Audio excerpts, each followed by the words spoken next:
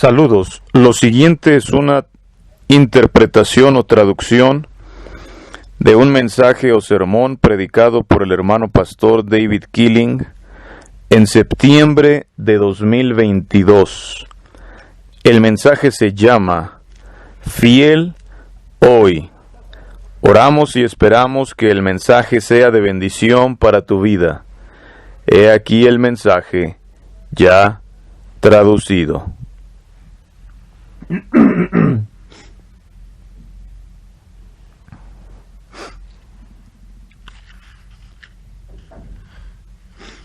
Muy bien, quiero extender los saludos a todos ustedes esta mañana en el precioso nombre de Jesús. Es una bendición estar nuevamente con ustedes.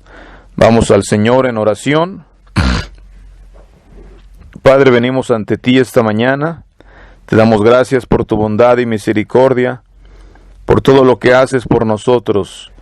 Gracias por Jesús. Gracias por el poder del Espíritu Santo que tú nos otorgas para poder ser lo que tú quieres que seamos. Pedimos que nos llenes con tu Espíritu Santo, que nos des sabiduría al abrir tu palabra, que nos ayudes a tener oídos para oír y ojos para ver. Ruego que nos animes, Señor, que nos des la fuerza para serte fieles. En el nombre de Jesús.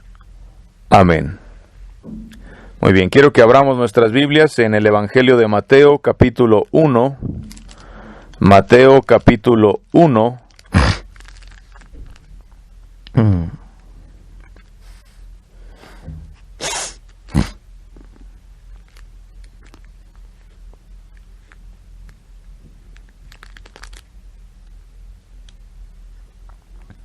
Mateo, capítulo 1.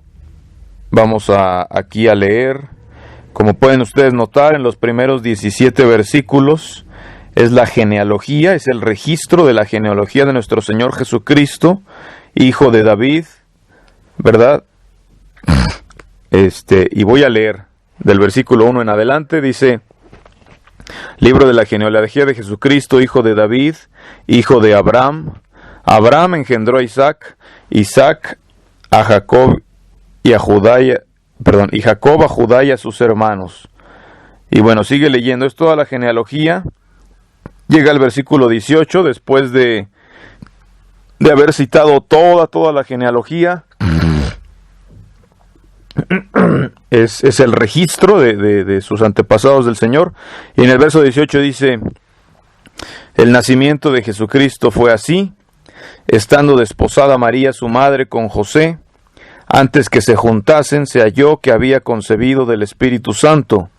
José su marido, como era justo y no quería infamarla, quiso dejarla secretamente. Y pensando él en esto, he aquí un ángel del Señor le apareció en sueños y le dijo: José, hijo de David, no temas recibir a María tu mujer, porque lo que en ella es engendrado del Espíritu Santo es, y dará a luz un hijo y llamará su nombre Jesús, porque él salvará a su pueblo de sus pecados. Todo esto aconteció para que se cumpliese lo dicho por el Señor por medio del profeta cuando dijo: he aquí una virgen concebirá y dará a luz un hijo y llamará su nombre Emmanuel, que traducido es Dios con nosotros. Hasta ahí voy a leer y quiero hablar esta mañana un poquito acerca de varios temas. Primero quiero hablar acerca de la Biblia como tal. La Biblia pues la hemos dividido en Antiguo Testamento y Nuevo Testamento, ¿verdad? Y lo que quiero hacer primeramente es mostrarnos cómo reconciliar las diferencias entre los dos testamentos. Podemos notar que el Nuevo Testamento desde un principio, aquí en Mateo, nos muestra las genealogías de Jesús, de dónde salió, y atraviesa todo el Antiguo Testamento mostrando sus antepasados. El propósito de esto, o parte del propósito de esto, parte del propósito del Antiguo Testamento, ¿verdad? Una de las cosas que a veces hoy en día tenemos problemas, ¿verdad? Cuando predicamos el Evangelio y empezamos a enseñarle a la gente lo que Jesús dijo en el Evangelio, y que eso importa, y que la obediencia a eso es parte del Evangelio, ¿verdad? Y dice el Señor, si ustedes tienen oídos para oír, oigan, ¿verdad? Y Él dice aquí mismo en Mateo que el que oye su palabra y las hace es el que está edificando sobre la roca, y el que no las oye y no las hace, ¿verdad? Las cosas que Él enseña, pues en todos los evangelios, incluyendo el Sermón del Monte, ¿verdad? Y todo lo que Él enseñó en el Evangelio. Y por ejemplo, una de las cosas es que Él enseñó a no resistir el mal. Y cuando empezamos a enseñar que Jesús nos enseñó a hacer el bien a los que nos odian, a vencer con bien el mal, a orar y amar a nuestros enemigos, una de las primeras cosas que escuchamos es que las personas defienden el defenderse, o incluso a veces el tomar armas, o el ir a la guerra, o el tratar de demandar a alguien usando el Antiguo Testamento, ¿verdad? Diciendo, bueno, ahí se defendían, ahí mataban gente en el Antiguo Testamento, ahí tenían armas, ahí hacían juicios, allí iban a la guerra. Y hay una confusión muchas veces, ¿cómo es que encajan estas cosas?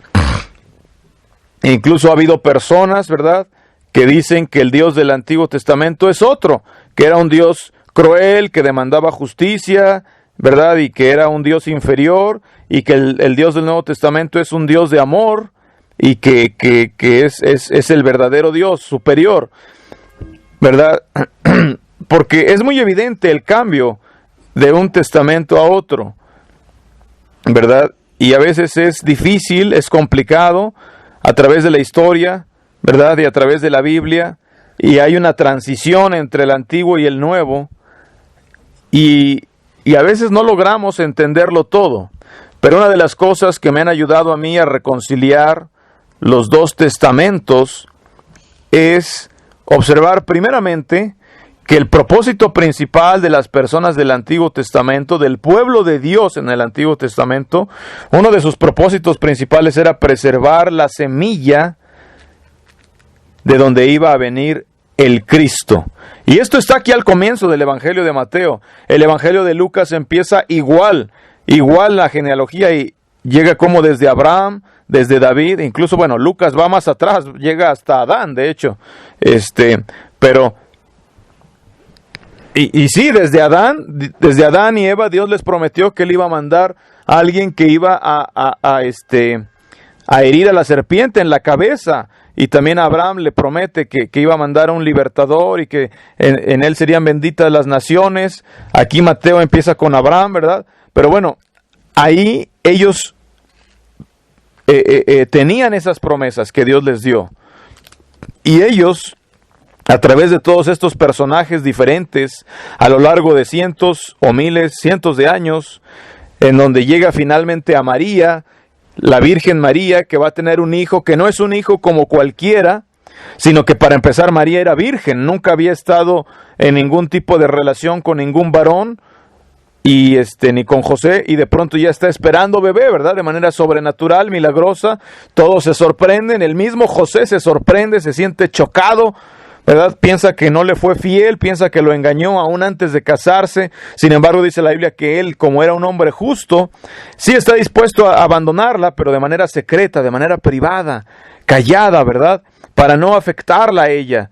Y es entonces cuando el Señor le habla a José y le dice, mira, este nacimiento es milagroso, es del Espíritu Santo, es de Dios, es Dios el que está haciendo esto. Y es cuando le dice, mira, le van a llamar Emmanuel, que quiere decir Dios con nosotros.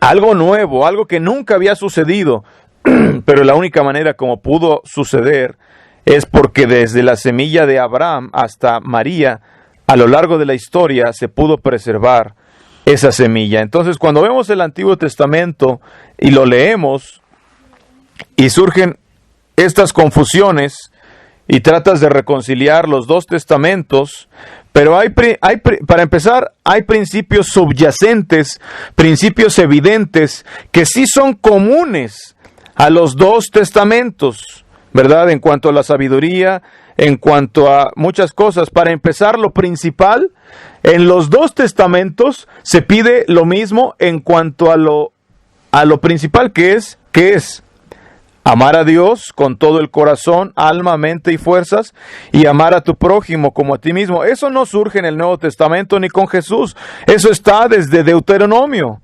Ese pensamiento de ser lo que Dios quiere que seamos, de amar a Dios y amar al prójimo, está ahí en el Antiguo Testamento. Los hombres y las mujeres, ¿verdad?, del Antiguo Testamento. Tomemos, por ejemplo, el capítulo 11 de la carta a los Hebreos. Habla de la fe, ¿verdad? Todos esos personajes de los que habla ahí son del Antiguo Testamento. Esas personas en el Antiguo Testamento, algunos dicen, bueno, incluso ¿para qué leer el Antiguo Testamento si no aplica a nosotros? Bueno, en el Antiguo Testamento puedes ver el corazón de Dios, ¿verdad? Puedes ver principios que te ayudan a vivir. Dios está mostrando ejemplos de personas que tuvieron fe en Él en su momento, que tuvieron el coraje, el ánimo, la devoción y la entrega a Dios, personas piadosas y santas, ¿verdad? En todo el Antiguo Testamento. Ahí está, ahí está. Y también vemos el propósito, cómo vemos el propósito de Satanás en el Antiguo y Nuevo Testamentos, la razón por la cual él siempre estuvo tan en contra y estuvo tan entregado a deshacerse del pueblo de Dios, ¿verdad? Y aquí en Mateo vamos a ver, también quiere matar a los bebés. ¿Por qué? Porque quiere destruir. ¿Y por qué siempre quería destruir a los hijos de Israel, o hacer que pecaran, o hacer que les fuera mal, o borrarlos de sobre la faz de la tierra, una y otra vez? Y ellos apostataban y Dios les mandaba un libertador y volvían a apostatar y así, ¿verdad? Les mandaba profetas y iban a cautividad y hay batallas, y muchas de esas batallas en que están a punto de ser destruidos, todo gira en torno a que Satanás quería detener esa semilla, que no llegara el Cristo, que no se cumplieran las promesas que Dios le hizo a Abraham y incluso a Adán e incluso a Job y a todos esos hombres, de que iba a llegar un libertador, un Mesías, un ungido, ¿verdad? Un Salvador. Sabemos que es Jesús ahora. Alguien que fuera Dios con nosotros. Dios con nosotros. ¿Por qué? Porque cuando vino Jesús, Él vino a hacernos libres, a salvarnos del pecado. Eso sí era algo nuevo. Era algo que no existía en el Antiguo Testamento. En el Antiguo Testamento eran perdonados a través de ofrecer un sacrificio animal, cumplir con una serie de rituales, claro, siempre y cuando su corazón estuviera en eso y guardaran los mandamientos y todo, pero era una manera de darle la vuelta o de apaciguar a través de estos sacrificios, ¿verdad? Para no morir ellos mismos, ¿verdad? Porque el pecado controla a la gente y no había mucha liberación, no había mucho remedio, ¿verdad? Por eso en una parte del Antiguo Testamento dice que si tienen un hijo rebelde, ¿verdad? Borracho, glotón y no me acuerdo qué más, dice contumaz, lo saquen y los mismos padres pidan que ese hijo sea apedreado, ¿verdad? ¿Por qué? Porque si no, ese hijo contamina a los demás y destruye al pueblo. Entonces, Dios apartó a Israel como un pueblo diferente, como un pueblo separado y santo de todas las demás naciones. Y cuando había pecado y corrupción, pues eso les destruía. Porque había mal, crecía el mal desde adentro. Había una influencia corruptora desde adentro, y por eso Dios pedía que mataran a las personas para detener esa corrupción. Por eso había castigos tan serios por el pecado, porque no había remedio, ¿verdad?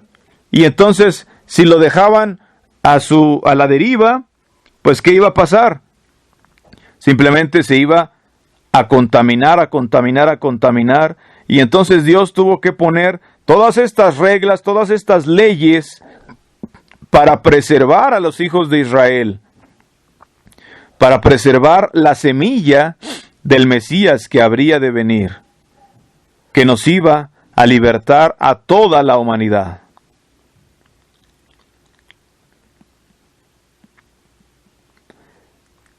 Y cuando empezamos a notar esto, y empezamos a notar las diferencias entre los dos pactos, y los propósitos, y lo que Dios quería en el antiguo y lo que Él quiere en el nuevo, ¿verdad?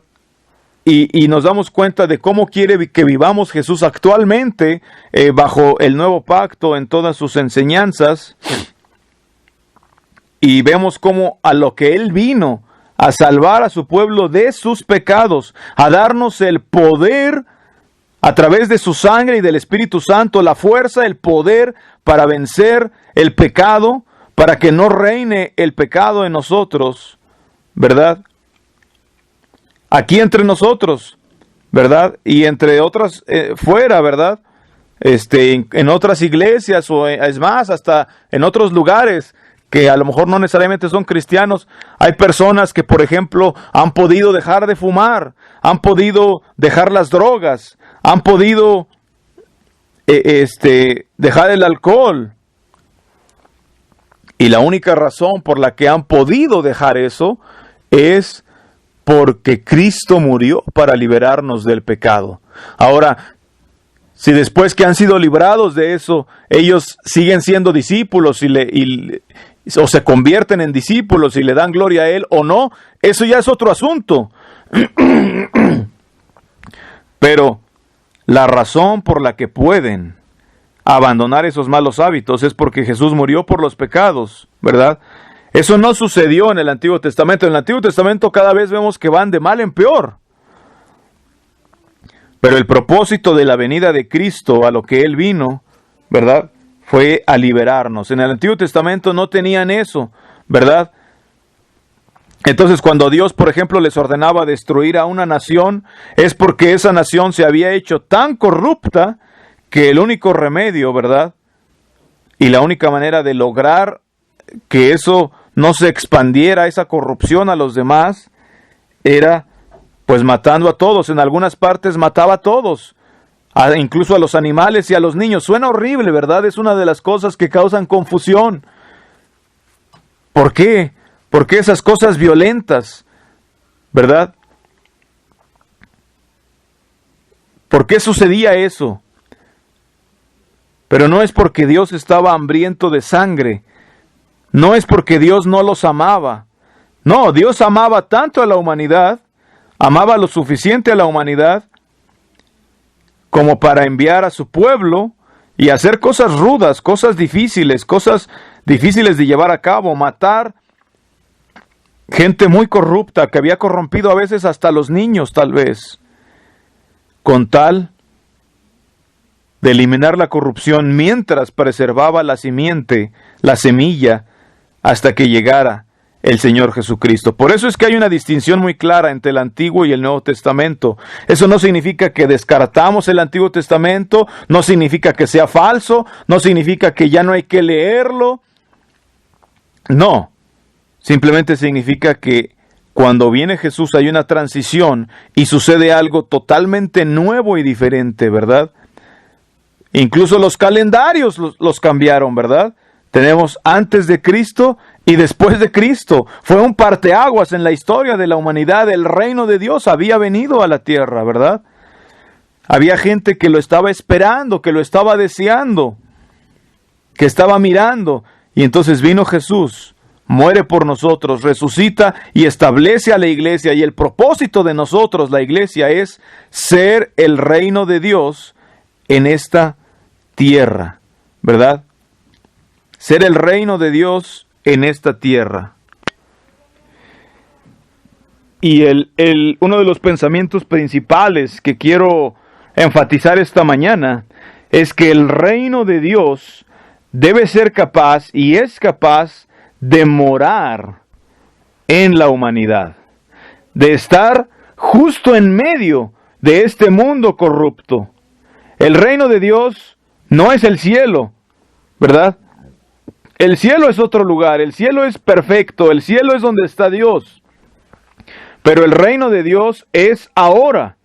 Como dijo Jesús, está entre ustedes, ¿verdad?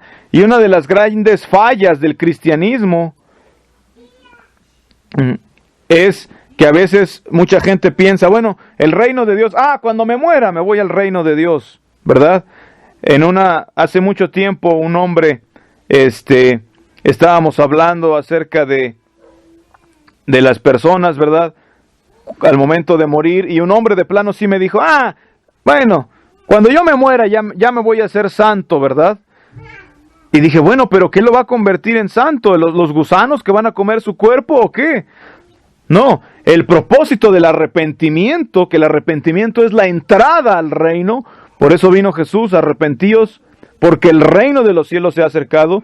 El propósito del arrepentimiento, que es Dios diciendo, tienes que cambiar ahora mismo, hoy es el día de salvación, ¿verdad? No solo una transacción en el cielo o algo ahí de que, Dios ya no me ve a mí, ya soy salvo, ya voy al cielo, ¿verdad? No importa cómo viva porque ya creo en Jesús. Ese no es el evangelio. El evangelio es algo que cambia la vida. Voy en este rumbo, en esta dirección, y ahora me convierto, voy en la dirección completamente opuesta de lo que yo era antes, ¿verdad? Me encontré a Jesús, ¿verdad? Y tal como esos hombres que se encontraron a Jesús, dejaron todo y lo siguieron, y fueron hechos nuevas criaturas, y todas las cosas viejas pasaron, ¿verdad? Y se convirtieron del reino de las tinieblas al reino de Dios, ¿verdad? Ahora somos parte del reino de Dios. Jesús vino aquí para establecer su reino, aquí y ahora, hoy, en medio de nosotros, en medio de este siglo malo, ¿verdad?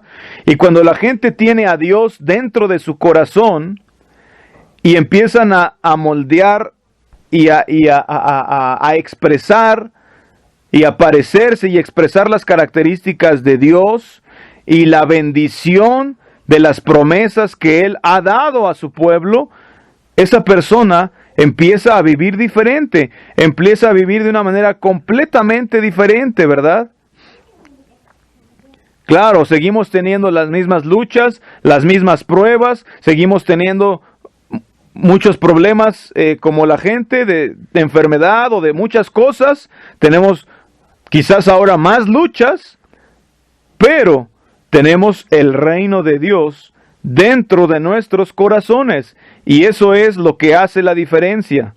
Y así como las personas del Antiguo Testamento también tenían luchas, tenían problemas, tanto los justos como los injustos, ¿verdad? Como dice el Señor Jesús, que Dios hace llover sobre los justos y los injustos, y hace salir sobre el sol sobre malos y buenos, pero hay una dirección, ¿verdad? Incluso desde el Antiguo Testamento hay una dirección clara de hacer la voluntad de Dios. Entonces, en nuestro tiempo actual, por ejemplo, con la no resistencia, hay una dirección. En vez de hacer lo que el mundo hace, ¿verdad?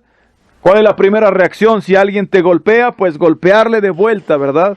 Pero en vez de hacer lo que el mundo hace, tomar venganza y decir, voy a arreglar esto que alguien me hizo, sigues la dirección del reino de Dios, que vino a levantarte por encima del mundo, vino a levantarte por encima aún de las reacciones normales de la gente, ¿verdad? De tal forma que cuando alguien te golpea en una mejilla y tú pones la otra, ¿qué has hecho? Has vencido el mal, sin tener que pelear, ¿verdad? Has peleado la batalla, como los del Antiguo Testamento peleaban batallas duras, pero la batalla actual no es con sangre ni con carne.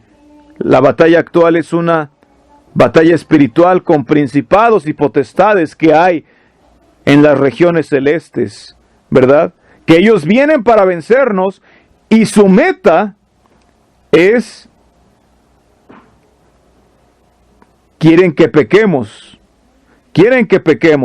Los santos del Antiguo Testamento pelearon batallas literales muchas veces. ¿Para qué? Para preservar la semilla de Jesucristo, para que tú y yo pudiéramos ahora pelear una batalla superior y ser parte del reino de Dios. Y que ya no necesitamos agarrar una pistola, una espada o lo que sea, o el puño cerrado para vencer a nuestros enemigos, sino que vencemos a nuestros enemigos con y a través y por el poder de Dios, amándolos, ¿verdad?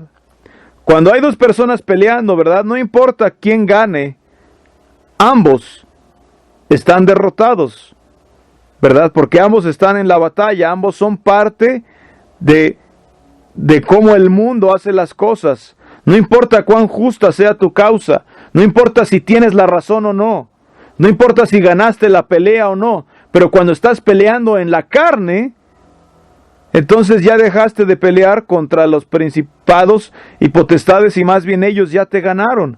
El reino de Dios es un reino que vence. Y no estoy diciendo que somos totalmente intachables y que jamás tenemos ni la más mínima enojo de que alguien nos hizo algo mal, pero lo que estoy diciendo es que no debemos o no sucumbimos finalmente, no cedemos finalmente allá a empezar a pelear a la manera carnal. Entonces, cuando uno ve la vida de Jesús, ¿verdad? Y la ves por primera vez y estás esperando, como sus discípulos esperaban, que Él gane esta batalla en la carne, ¿verdad? Que no lo maten, que Él sea rey, y ellos esperaban un reino, y Él sí tenía el poder, Él tiene el poder y el dominio sobre todo, y Él podía establecerse por la fuerza incluso, a través de su poder y sus milagros, ¿verdad? Cuando ves una película a veces de Jesús, ¿verdad? Y ves cómo están golpeando a Jesús, y la tristeza que eso provoca, y cómo esperarías que Jesús, con el poder que tiene, detuviera eso, ¿verdad? Y aún los discípulos creen que ya se perdió todo, ¿verdad? Está en la cárcel Jesús, lo empiezan a golpear, y tal vez los discípulos esperaban que en algún momento Jesús empiece a actuar como Superman, ¿verdad? Y empiece a golpear a todos, y se eleve por sobre los cielos, o los deje ciegos, ¿verdad? Pero no, Él carga su cruz, va a la cruz, pero al tercer día, Él resucita.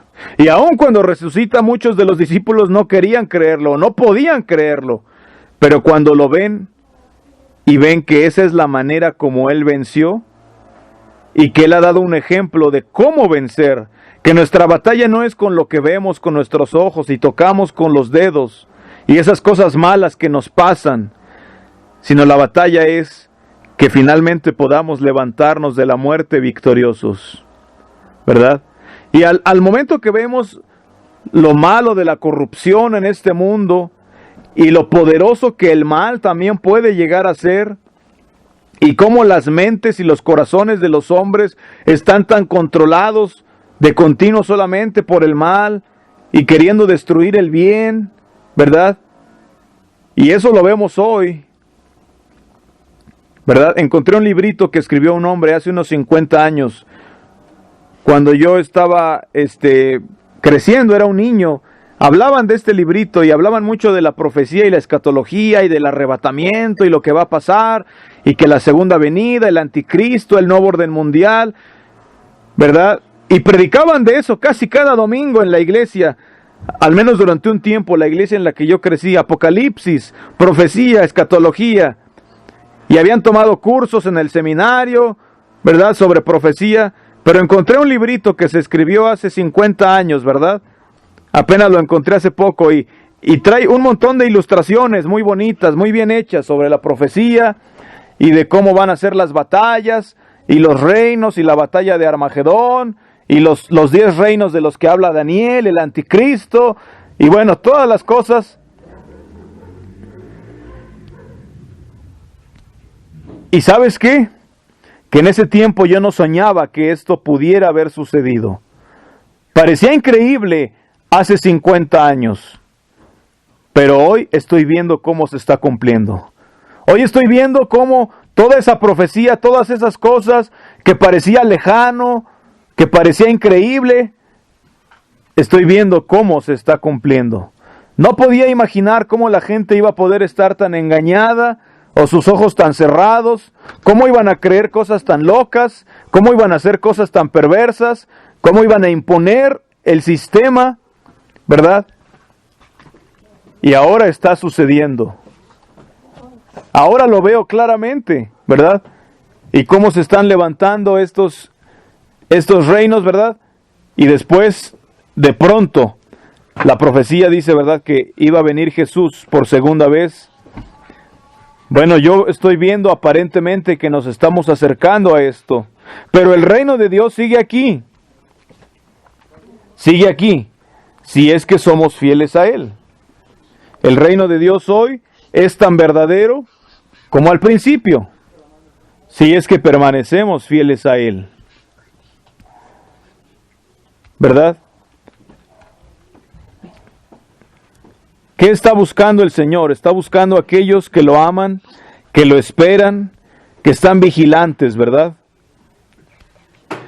Una de las cosas, ¿verdad?, cuando las personas tratan de debatir sobre estos temas, que por qué en el Antiguo Testamento mataron, y por qué acá, y por qué ello, ¿verdad?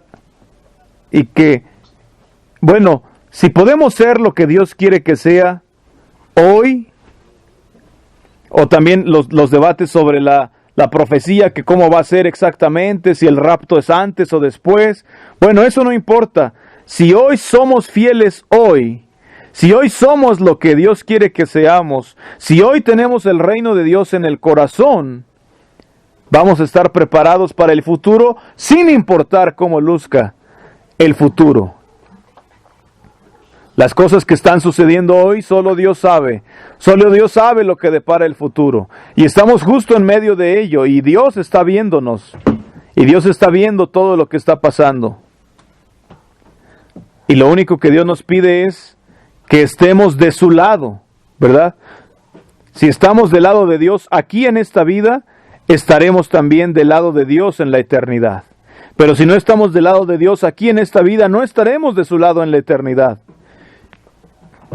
Nuestra batalla no es con lo que está pasando en el sentido físico, ¿verdad? El sistema y las leyes depravadas y los engaños.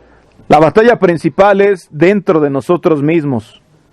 ¿Voy a permitir que el temor me venza? ¿Voy a abrirle la puerta al temor, a la duda, al desánimo o a la tibieza?